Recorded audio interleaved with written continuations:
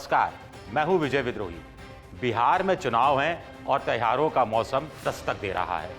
इसके अलावा कोरोना काल में नौकरियां जा रही हैं। ऐसे में आम आदमी का भोजन यानी दाल के बढ़ते दाम जायका खराब कर रहे हैं, घरेलू बजट बिगाड़ रहे हैं।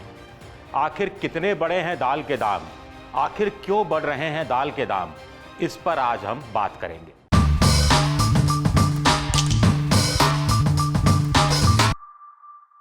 आपको जानकर हैरानी होगी कि पिछले 20 दिनों में सभी तरह की दालों के दाम 30 से 50%, जी हां 30 से 50% तक बढ़ गए हैं।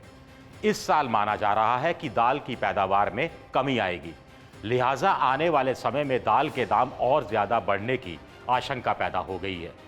यहां हम आपको बता दें कि थोक बाजार में दाल के दाम 30 से 50% तक बढ़े हैं। जाहिर है कि खुदरा यानी स्थानीय किराने की दुकान पर इसमें और भी ज्यादा इजाफा हुआ होगा।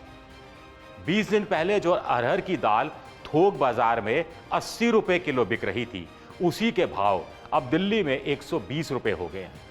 उड़द की दाल 70 रुपए से बढ़कर 100 रुपए हो गई है। इसी तरह 20 दिन पहले जो मूंग 70 रुपए किलो बिक रही थी, वो अब 90 रुपए है। चना भी इस दौरान 50 से बढ़कर 70 और मसूर 60 से बढ़कर 65 रुपए किलो हो गई है। जो लास्ट 2 महीने के अंदर अब तक तकरीबन लगा 50-60 दिन में ऑन एवरेज अगर दालों का प्राइस इंडेक्स देखें तो 30-35% बढ़ गया है। और उसमें मेन कारण है चना जो कि सबसे बेसिक दाल है और जिसकी टोटल हमारे देश की खपत में शेयर रहता है करीबन 45-50% तक। उस चने के अंदर जो है तेज़ी आ गई 30-35% की, और वो सरप्राइजिंगली आई जब भारतीय किसान का चना सारा व्यापारी के घर में पहुंच गया।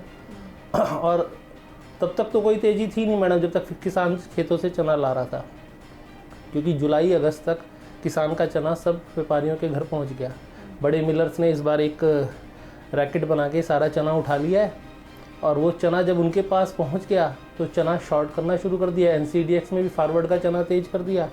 और जब चना तेज हो जाता है मैडम, तो चना तेज होने से बाकी सारी दालों के अंदर तेज़ी स्वाभाविक तौर पे बनती है, क्योंकि चना एक बेसिक दाल है। जब बेसिक दाल के रेट नीचे से ऊपर आते हैं तो बाकी सारी दालें उसके बाद अपने आप उसका इम्पैक्ट लेने लगती हैं। भारत में इस समय यानी खरीफ के मौसम में अरहर, उड़द और मूंग की दाल बाजार में आती है।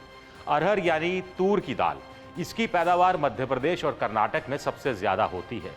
इस बार बारिश के चलते करीब 10 से 15% तक फसल खराब हुई है। इसी तरह मूंग की दाल राजस्थान में बहुत होती है, जहां बारिश से नुकसान हुआ है। कुछ जानकारों के अनुसार वैसे भी पैदावार इस बार कम हुई है। दूसरी तरफ आयात करने में सरकार ने तेजी नहीं दिखाई। यही वजह है कि आम उपभोक्ता को 50% से ज्यादा दाम दालों के चुकाने पड़ रहे हैं। खरीफ के अलावा रबी में मसूर और चना होता है। आम गरीब आदमी दाल खाता है, जो प्रोटीन का सबसे बड़ा स्रोत है। भारत में हर साल औसत रूप से 220 लाख टन से 230 लाख टन दाल का उत्पादन होता है, जबकि खपत होती है करीब 240 लाख टन से 250 लाख टन की। इस लिहाज से हर साल कमी करीब 20 से 30 लाख टन की रह जाती है, जिसकी पूर्ति आयात करके की जाती है। लेकिन जानकारों का कहना है कि किसान जहां 80% धान और गेहूं बाजार में बेच देते हैं, वहीं 60% से ज़्यादा दाल नहीं बेचते, क्योंकि अपने परिवार की खपत के लिए किसान खुद ये दाल बचा कर रखता है। लिहाजा बाजार में दाल की जितनी कमी बताई जाती है, वास्तविकता में उससे कहीं ज़्यादा कमी होती है। जानकार कहते हैं कि आवश्यक वस्तु अधिनियम में बदलाव के बाद दाल व्यापारियों के लिए दाल का स्टॉक रखने की सीमा हटा दी गई है। लिहाजा होर्डिंग यानी अवैध तरीके से भंडारण की आशंका भी सता रही है। इसे देखते हुए भी सरकार ने दाल के आयात में तेजी नहीं दिखाई, तो त्योहार का मौसम महंगा साबित हो सकता है। उधर दाल के दाम इसी तरह बढ़ते रहे तो बिहार चुनाव में भी इसका असर देखने को मिल सकता है। पिछले चुनाव में बीजेपी ने नारा दिया था हर हर मोदी का, तब भी अरहर के दाम 200 रुपए किलो तक जा पहुंचे थे।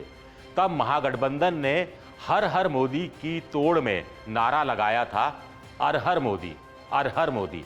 इस बार देखते हैं क्या होता है। ABP न्यूज आपको रखे आगे।